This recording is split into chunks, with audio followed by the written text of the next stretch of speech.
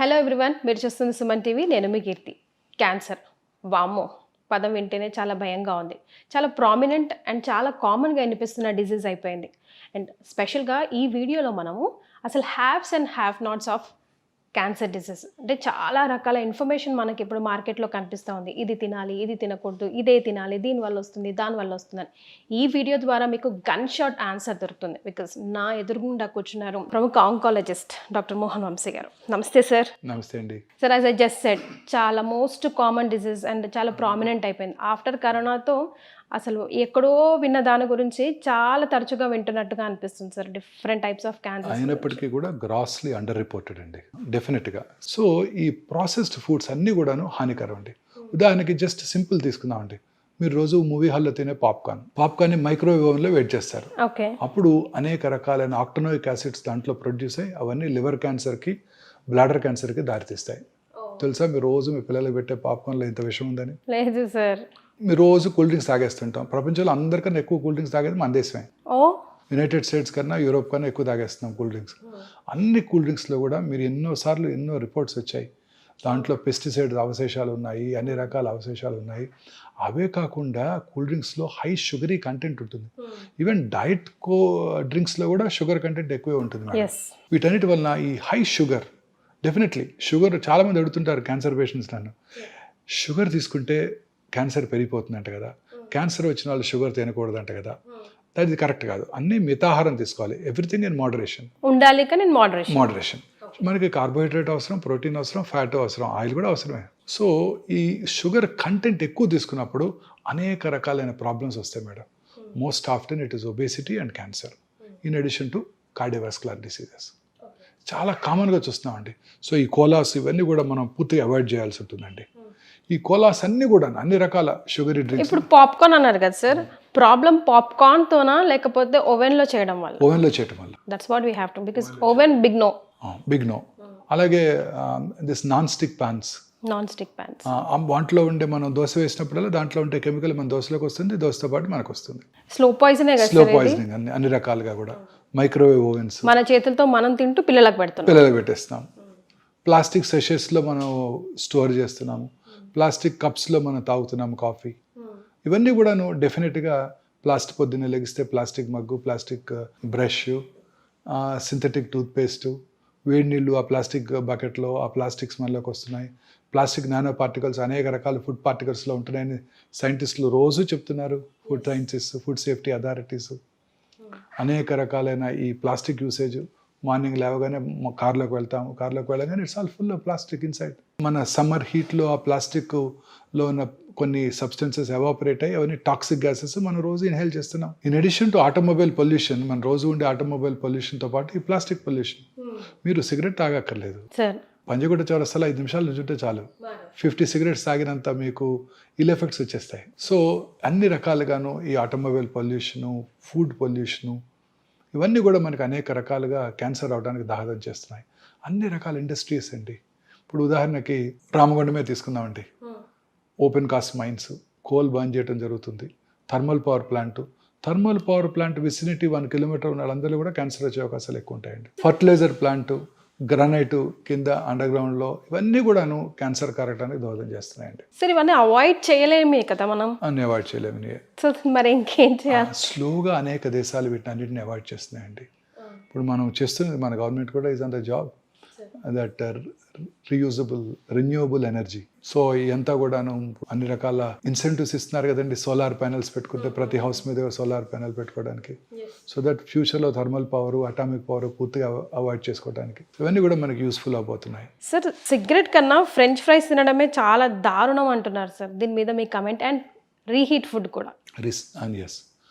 So reused oils, reheated foods, especially non vegetarian items, French fries, ఇవన్నీ కూడా dangerous అండి. I will just enumerate 7 white substances అండి. First one is white bread అంటే మైదాతో చేస్తారండి. ఇది white flour అంటే మైదానే. ఈ మైదా తయారీలో అనేక రకాలైన కెమికల్స్ వాడుతుంటారండి. ఆ కెమికల్స్ అన్నీ కూడా కార్సినోజెన్సే. అన్ని రకాల కెమికల్స్ కూడా కార్సినోజెన్సే. మైదా తయారీ అంతా కూడా కెమికల్ కార్సినోజెన్స్. సార్, కానీ మనకన్నా వెస్టర్న్ కంట్రీసే కదా సార్ వైట్ ఫుడ్ మీద, ఈ మైదా స్పెషల్లీ బ్రెడ్స్ మీద ఎక్కువ. అందుకే కదండి అక్కడ క్యాన్సర్స్ చాలా ఎక్కువ. అంటారు. ఇప్పుడు చూసాం కదా యునైటెడ్ స్టేట్స్లో, మరి ఇప్పుడు వాళ్ళు ఎలా డెవలప్డ్ అయ్యారు? మనం ఇంకా అండర్ డెవలప్డ్ ఎందుకున్నాము? That is different. వాళ్ళు తీసుకునే ఫుడ్ ఐటమ్ వల్లే వాళ్ళ క్యాన్సర్స్ ఎక్కువ వస్తున్నాయి. ఇప్పుడు మీకు యునైటెడ్ స్టేట్స్లో 300,000 పాపులేషన్కి 1.9 మిలియన్ క్యాన్సర్స్, చాలా ఎక్కువ కదండి. చాలా. అర్బనైజేషన్ పెరిగే కొద్దీ క్యాన్సర్ ఇన్సిడెన్స్ పెరిగిపోతుంది. సో ఈ white flour, white rice, rice is ఆ స్టేపుల్ ఫుడ్. అవునండి, దాని దంపుడు బియ్యం తింటాం బెటర్. హ్యాండ్ పౌండ్ రైస్ ఇవి చాలా 100 రెట్లు బెటర్. మా చిన్నప్పుడు కూడా దంపుడు బియ్యమే అందుబాటులో ఉండేది. సో మీరు చూసుంటుంది పిల్లలు కాబట్టి. పాలిష్డ్. సో దంపుడు white rice, white pasta, white potatoes. Potatoes even? Definitely. మీరు చెప్పారు ఇప్పుడే మీరు ఫ్రెంచ్ ఫ్రైస్ అని, they are very dangerous. Potato is a simple carbohydrate. చాలా మంది చెప్తుంటారు పొటాటోని కాంప్లెక్స్ కార్బోహైడ్రేట్ చేయొచ్చు అంట. పొటాటోని ముందుగా బాయిల్ చేసేసి దాన్ని ఫ్రిడ్జ్లో ఉంచేసేసి నెక్స్ట్ మార్నింగ్ దాన్ని కనుక తిన్నట్టయితే దాని కాంప్లెక్స్ కార్బోహైడ్రేట్ అయిపోతుంది, అంటే స్లోగా షుగర్ రిలీజ్ అవుతుంది. ఇవన్నీ కూడా డేంజరస్ అండి, అన్నీ వైట్. ఇంకా నేను లాస్ట్ చెప్పాల్సిన మోస్ట్ ఇంపార్టెంట్ ఏంటంటే white salt, white sugar and white light also. Lights? White light definitely. It affects us? Definitely. How? ఎలా? ఈ వైట్ లైట్లో పనిచేసే వాళ్ళందరూ కూడా, ఇప్పుడు మీరు రోజు గచ్చిపోలు వస్తుంటే టాల్ టవర్స్ ఉంటాయి, ఆ టవర్స్ నిండా వైట్ లైట్ వెలుగుతూ ఉంటుంది. విమెన్ అండ్ మెన్ రాత్రంతా పనిచేస్తుంటారు ఈ బీపీఓ ఆఫీసెస్లో వాళ్ళ టైమింగ్స్కి. కరెక్ట్. సో వాళ్ళందరికీ కూడా క్యాన్సర్ వచ్చే అవకాశాలు చాలా చాలా ఎక్కువ. రాత్రిపూట మీరు ప్రశాంతంగా అర్లీగా భోజనం చేసేసి, మన పాత అలవాటు ప్రకారం సన్సెట్కి ముందే భోజనం చేసేసి చక్కగా 8కో 9కో పడుకొని నిద్రపోయి బెడ్ లైట్ కూడా పెట్టుకోకుండా, లైట్ వేసుకోకుండా పొద్దున్న 5 గంటల లెగిస్తే మీ క్యాన్సర్ వచ్చే అవకాశాలు సగానికి సగం తగ్గిపోతాయి. అలా కనుక మీరు పడుకుంటే 1 o'clock 2 o'clock మెలటోనిన్ అనే హార్మోన్ ఉత్పత్తి అవుతుందండి. ఆ melatonin hormone it has a strong anti cancer properties. So ఆ టైంలోనే ఎక్కువ రిలీజ్ అవుతుంది. మీరంతా మనమంతా కూడా రాత్రి లేట్గా ఇంటికి వెళ్తున్నాము, 9కో 10కో 11కో. ఇంటికి వెళ్ళాక అప్పుడు డిన్నర్ చేస్తున్నాము, అప్పుడు మళ్ళీ టీవీ చూస్తున్నాము చాలాసేపు. ఆ తర్వాత పడుకునే ముందు ఆ బ్లూ స్క్రీను, మొబైల్ స్క్రీన్లో మెసేజ్లు, న్యూస్ చూసి అప్పుడు పడుకుంటున్నాం. It disturbs. Melatonin hormone production తగ్గిపోతుంది. వీళ్ళందరిలో క్యాన్సర్ వచ్చే అవకాశాలు ఎక్కువైపోతున్నాయి. అందుకే అర్బనైజేషన్ పెరిగే కొద్దీ క్యాన్సర్ వచ్చే అవకాశాలు పెరిగిపోతున్నాయి. ఈ ప్రాసెస్డ్ ఫుడ్స్ అన్నీ అవే కదండి. Canned foods, canned tomatoes, canned fruit juices అన్నీ కూడా డేంజరసేనండి. Fresh fruit juices, fresh fruits అవి కనుక తిన్నట్టయితే క్యాన్సర్స్ రాకుండా ఉంటాయి. సో మనం డెవలప్ అవుతున్నాము, అన్ని రెడీమేడ్ అని మనం అనుకుంటున్నాం, అన్ని చకచకా జరిగిపోతున్నాయి. పొద్దున్నే వాడే సీరియల్ దగ్గర నుంచి అన్నీ డేంజరసే.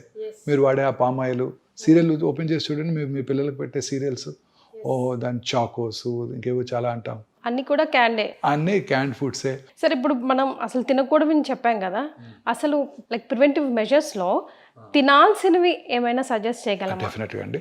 ప్రతిదాన్ని స్వాప్ చేసుకోవటమే మనం.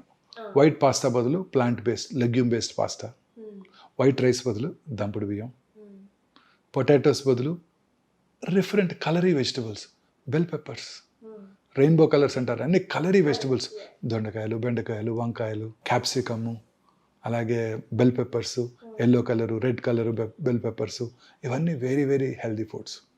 వీటిలో highest content of fibre, antioxidants ఉంటాయి. ఈ యాంటీ ఆక్సిడెంట్స్ క్యాన్సర్ రాకుండా చేస్తాయి.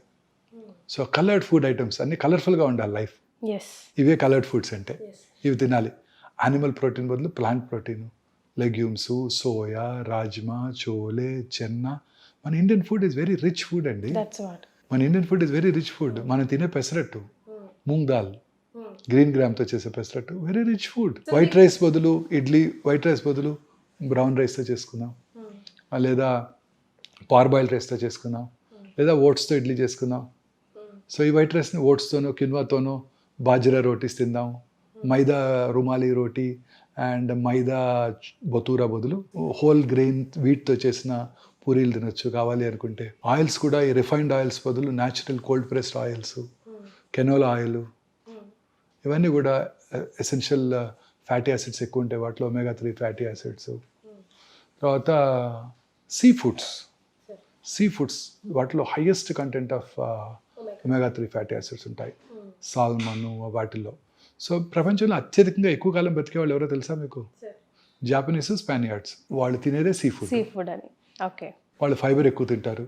ఇదే జాపనీస్ అమెరికా వెళ్ళారనుకోండి, సెకండ్ జనరేషన్ జాపనీస్లో క్యాన్సర్ ఇన్సిడెన్స్ చాలా తక్కువ, చాలా చాలా తక్కువ. లాంజివిటీ అబౌవ్ 90 బతికేస్తుంటారు అందరూ. They work hard and they eat very healthy food. ఇదే జాపనీస్ అమెరికా వెళ్ళారనుకోండి, వాళ్ళ పిల్లల్లోనూ వాళ్ళ గ్రాండ్ చిల్డ్రన్ మళ్ళీ క్యాన్సర్ ఇన్సిడెన్స్ ర్యాపిడ్గా పెరిగిపోతుంది. So Nigerians suppose to very developed country once upon a time in ఆఫ్రికాలో.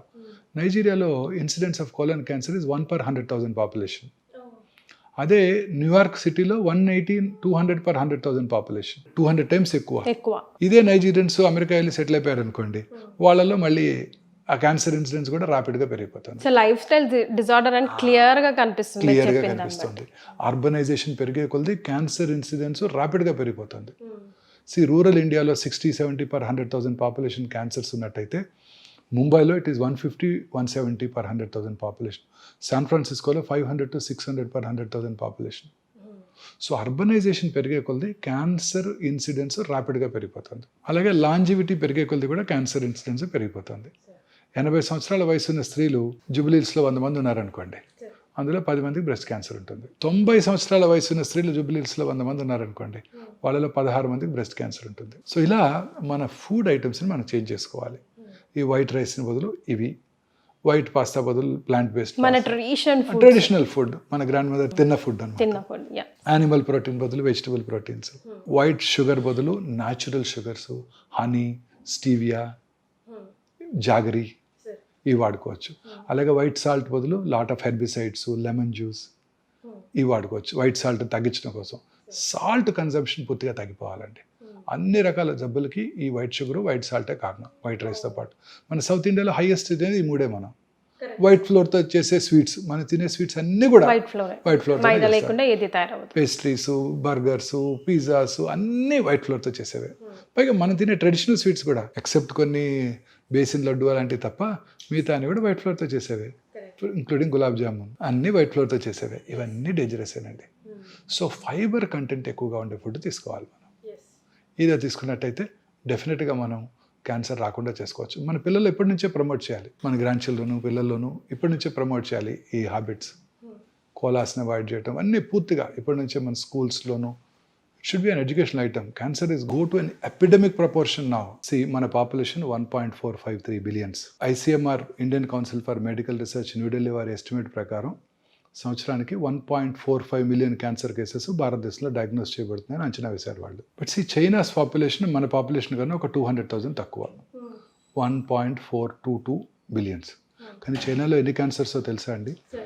4.8 మిలియన్ న్యూ క్యాన్సర్ పేషెంట్స్. అంటే మనకన్నా 4 టైమ్స్. వాళ్ళు మనకన్నా హెల్దీ డైట్ తింటారు, వాళ్ళ లాంజివిటీ ఎక్కువ, వాళ్ళు అసలు ఈ అర్బన్ ఏరియాస్ తక్కువ.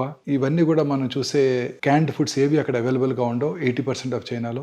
అయినప్పటికీ చైనాలో cancer incidence 4.8 million new cancer patients per annum. అలాగే యునైటెడ్ స్టేట్స్ పాపులేషన్ తీసుకుందాం, 340,000 అంతే, మనలో 1/4. కానీ వారిలో క్యాన్సర్స్ ఎన్నో తెలుసా అండి? సంవత్సరానికి 1.9 మిలియన్. మంది 1.4 అయితే వాళ్ళు 1.9 మిలియన్. సో మనమే కొంచెం బెటర్ ప్లేస్ లో ఉన్నామంటారు? కాదు, మనం grossly under reported. Cancer is not a notifiable disease. వాళ్ళు మార్నింగ్ నేను ఓపీలో కరోనా కేసు చూశాను అనుకోండి, ఇమీడియట్గా నేను బైలా మున్సిపల్ అథారిటీస్కి మన వెబ్సైట్లోనూ అప్లోడ్ చేయాల్సి ఉంటుంది. క్యాన్సర్ మనం చూస్తే ఎవరికి మనం ఇన్ఫార్మ్ చేయాల్సిన అవసరమే లేదు. సో గ్రాస్గా క్యాన్సర్ పేషెంట్స్ని అండర్ రిపోర్ట్ చేయడంతో మన క్యాన్సర్ ఇన్సిడెన్స్ మనకు తక్కువగా కనబడుతుంది. మనం చూసేదానికన్నా చాలా ఎక్కువ క్యాన్సర్ ఇన్సిడెన్స్. మనం ఇంకా నోటిఫైబుల్ డిసీజ్ కాదు. గవర్నమెంట్ కనుక పాపులేషన్ బేస్డ్ రిజిస్ట్రీస్ అన్ని చోట్ల ఎస్టాబ్లిష్ చేసినట్టయితే మనకు తెలుస్తుంది. హార్డ్లీ 5 పాపులేషన్ బేస్డ్ రిజిస్ట్రీసే మన ఇండియాలో ఉన్నాయి. వాటిని బట్టి వాళ్ళు they are taking them in to account and telling that this is the probable incidence of cancer.